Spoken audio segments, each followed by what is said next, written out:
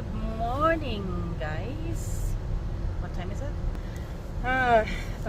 May mag-work in time for laboratory, guys.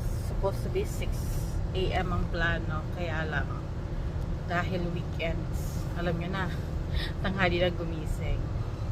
6 o'clock, naging 9 o'clock, guys. Kaloka, napagod na mga matatanda. So guys, papunta na tayo.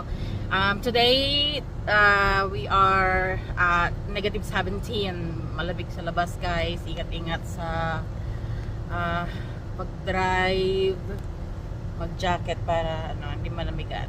So, well, maaraw naman. Ito nyo, guys. Pakita ko sa inyo. Diba?